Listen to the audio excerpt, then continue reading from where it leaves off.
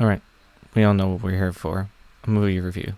I'm sorry I haven't been doing these for a bit. Things have been a little bit crazy around here, but I finally got the time to do one. So, let's do it. So first of all, a disclaimer. If you liked this movie, good for you. If you didn't like this movie, that's fine. Good for you. If you want to send the director of this movie to a crazy serial killer's house, don't do that. Instead, hit the like button. That's easier to do. And subscribe, because there's always room for one more. Always. It's just nice. Anyway, let's get a move on.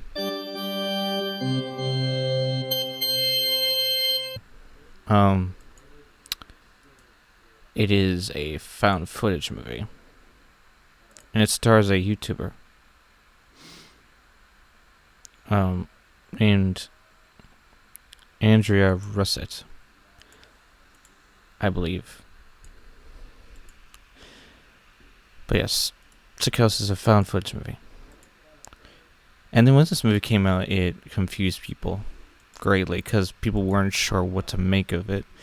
People were like, I'm not sure what this movie was trying to do. And as a movie reviewer myself, recently taking up the bit of it, I'm burping all over the place. I actually think I pretty much have figured out what this movie was trying to do, and it's actually not what you may think. So, I'm going to explain. This is the cover of Sickhouse.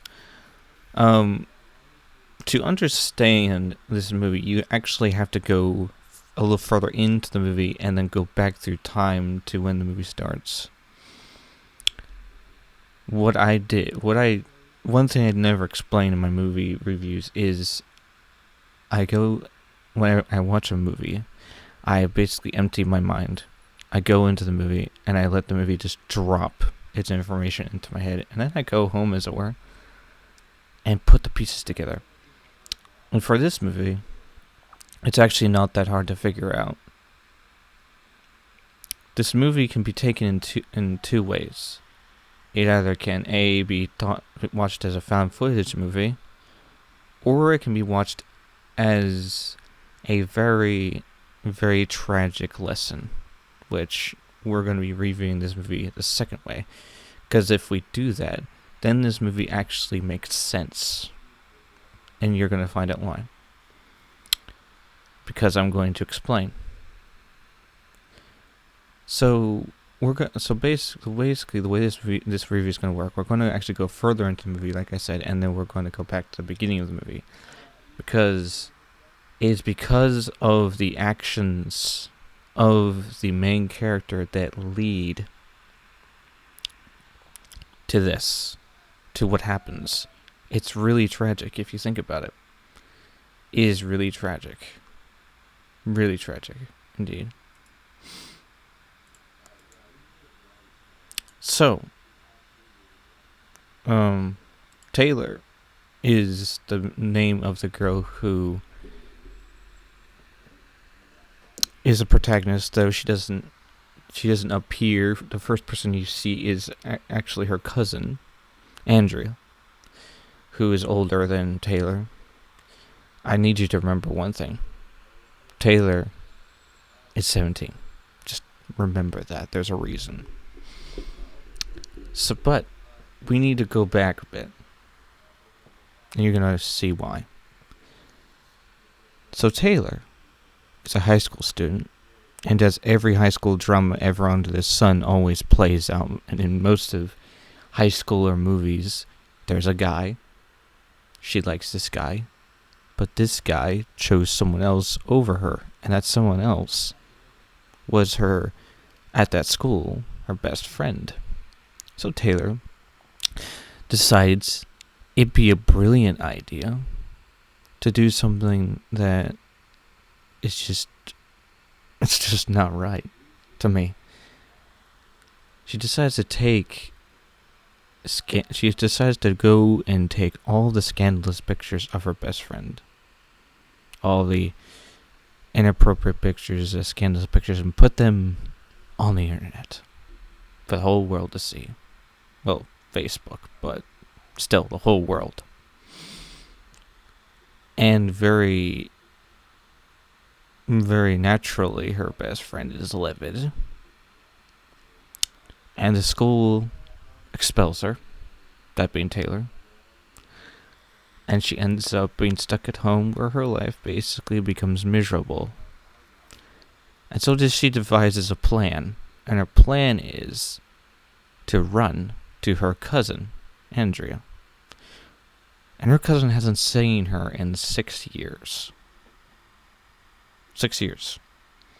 Now her cousin, of course, is excited. Like, we're now at the start of the movie. Her cousin basically says, I haven't seen her in 6 years, and yet, poof, out of nowhere, there she is.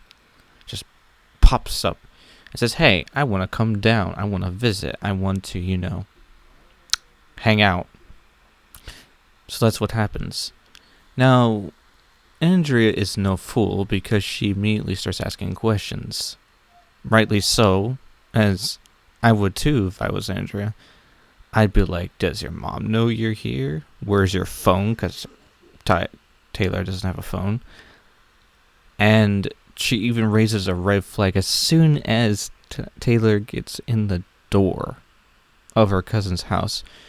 Andrea has her laptop open and she's like, why are people hating you on Facebook?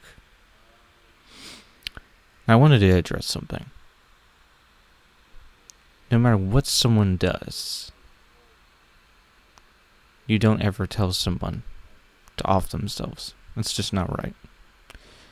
And this movie, like I said, you can take this movie as a cautionary tale, and it is, if you think about it. If you take all of the events of what Taylor does throughout this movie, and just pay attention to that, all of a sudden this movie, like I said, makes a whole lot of sense. But so Taylor just says her mom knows she's here. She says that. She's like, yeah. And so, because she doesn't have a phone, actually she did. Now that I think about it, she did have a phone. But she got rid of it because her mother wouldn't stop calling her. So Andrea gives Taylor her phone. And Taylor discovers Snapchat. And the fact that Andrea is a Snapchat vlogger. And Taylor starts to vlog basically everything that happens in their life. And here's where people got confused. They're like, why is she doing that? Why is she all of a sudden, like, vlogging every single little itty bitty thing that, her cousin is doing? And I'm like, it's actually pretty simple to explain. It's one word. Attention. Taylor sees all the attention, because she says it. At one point she says, like, bunches of people are watching. And she realizes, it's likely she realized that she's getting attention. She's getting people to look at her. And, of course, no one can really say anything to her.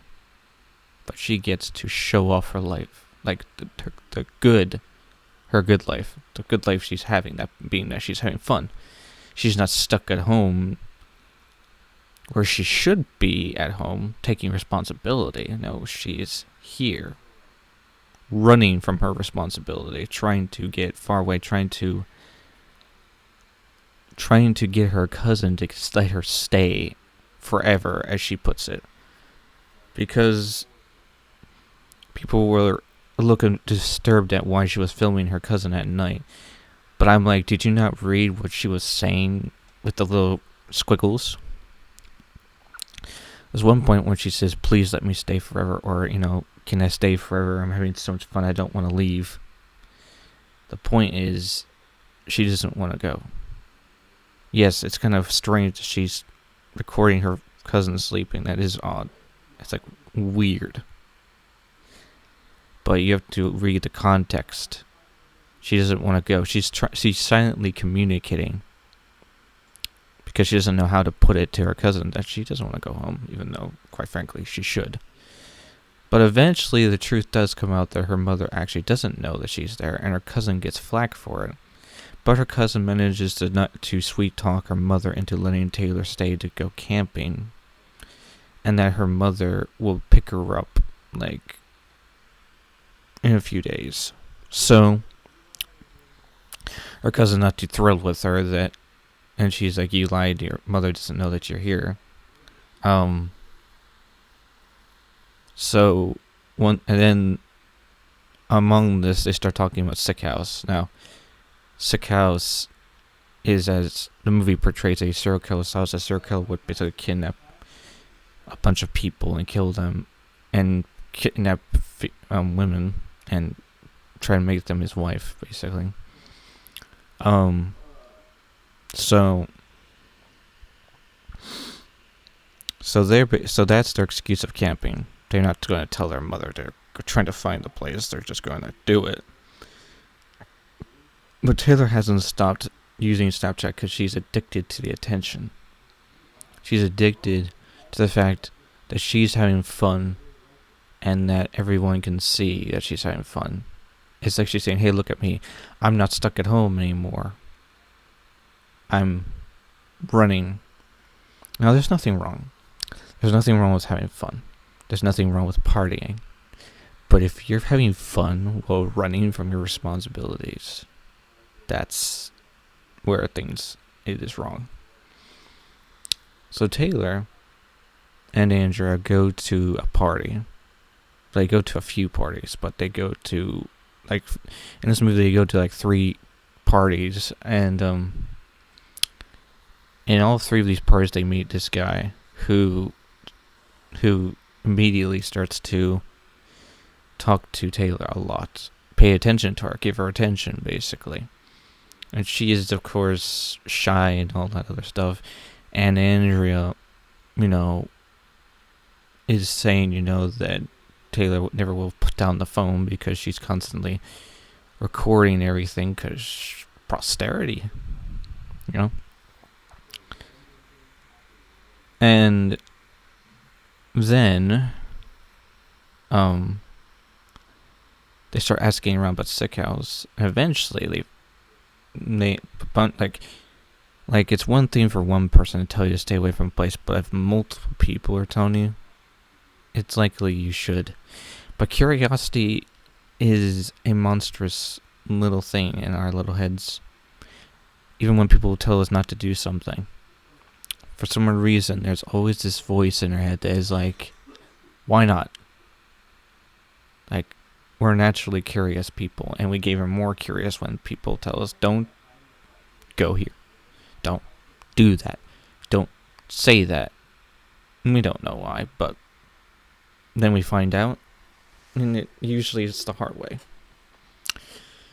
So, eventually, at the last party, the guy they're with finally says that he's been to Sickhouse, and he's going to take them there.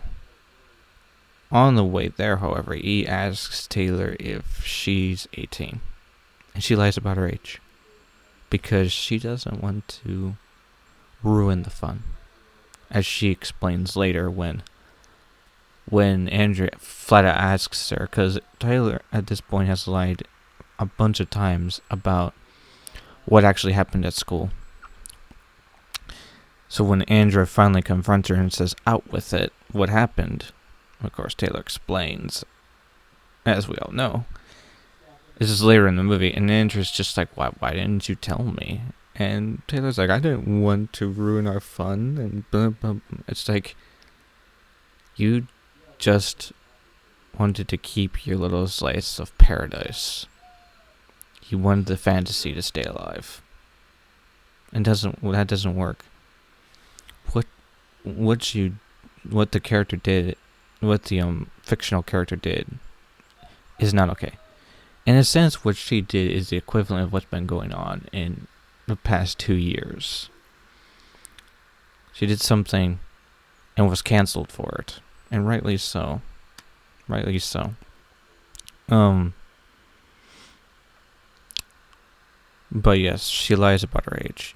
and it's because of that lie that she eventually becomes a target of this guy. They do eventually find Sickhouse, and she gets the brilliant idea to take something from Sickhouse, and so does the guy that they're with. They go with two guys. One is hitting on Taylor, the other Andrew, as known and stuff already.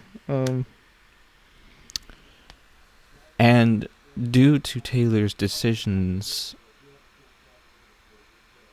they all die.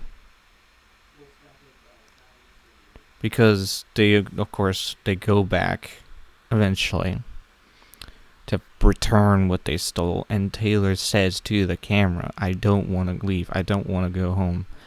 I'm going to do whatever I have to do to not go home. So she blatantly goes into the house to delay the inevitable, which leads to their demise. Well, later, but it basically leads to their demise. Not only that, but she lets herself be taken advantage of by the guy. So people were confused by this movie, but if you sit and you just take in the actions of the character, you realize that this movie is more of a cautionary tale than anything. Because, this movie was released in 2018. If this movie was released now, with the whole atmosphere of what's going on YouTube and everything, I'm pretty sure people would probably put 2 and 2 together pretty quickly, like I did. Because I was like, what Taylor tried to do, in a sense, was try to ruin her best friend's life. And the sad fact is that this is something that actually can happen. And has happened.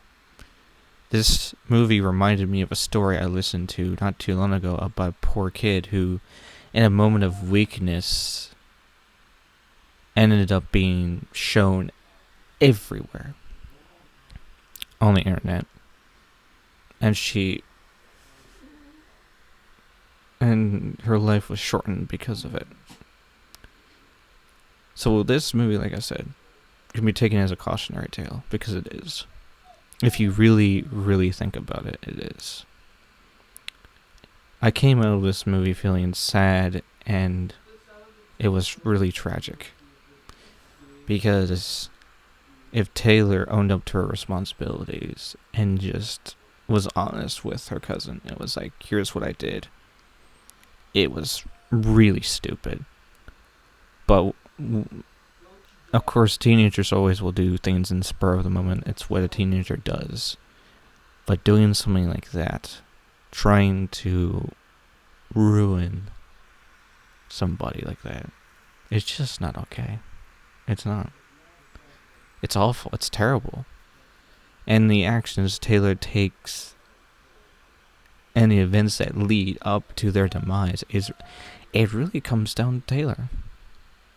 If you think about it, everything that happens is because she decided it'd be a great idea to run.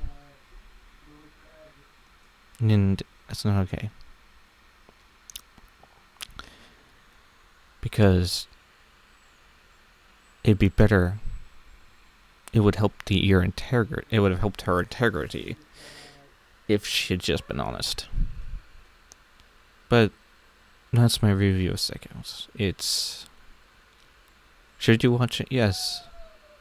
If you pay attention, if you read in between the lines and you realize what exactly is happening, you'll realize that this movie is pretty tragic.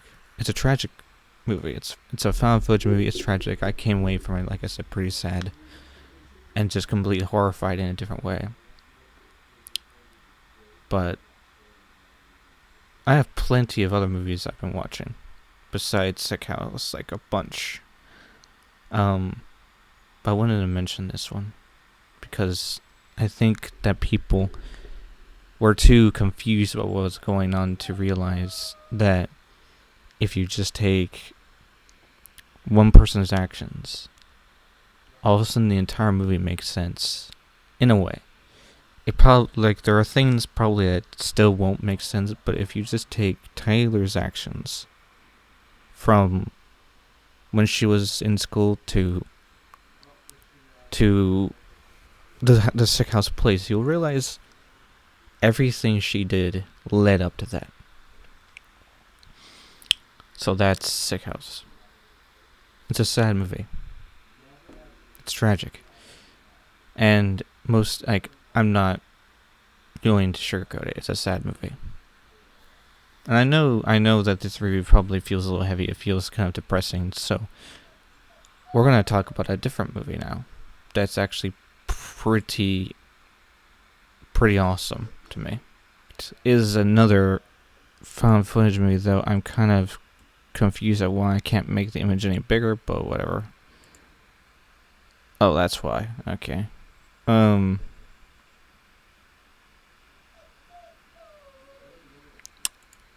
Well. So, The Dinosuar Project is another found footage movie, and this one is actually more cheerful than Sickhouse, this review is, because this is actually pretty fun and lesser known found footage movie that I discovered. It's pretty fun. If you want Jurassic Park, but it's found footage, that's what Dinosuar Project is.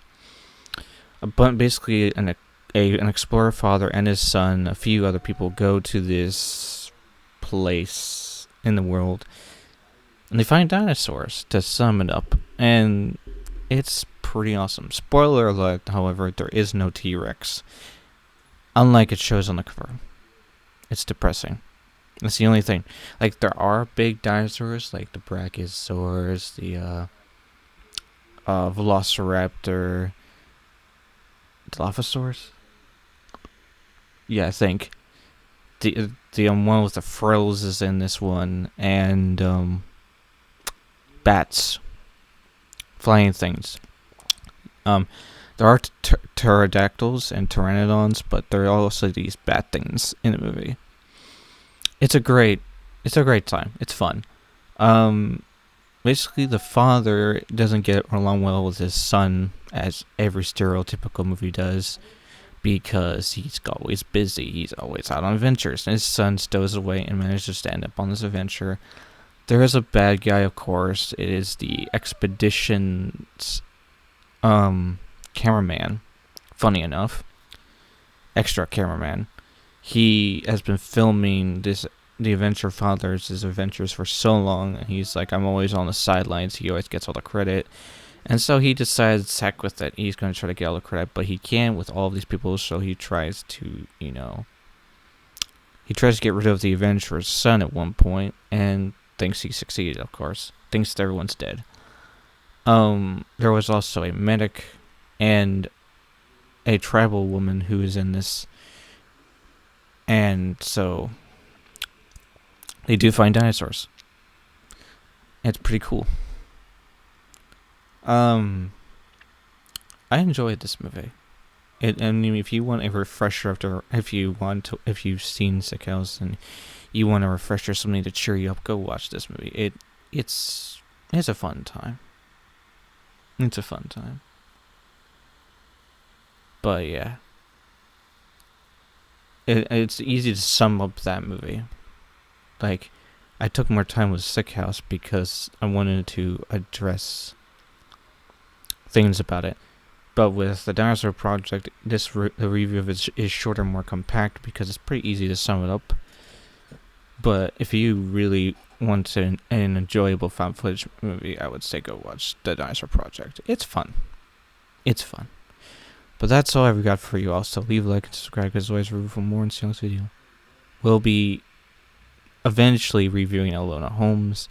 And then I've got 2 movies from the same people who did Tackle the Giant Blurry Finger. So, that should be fun, right?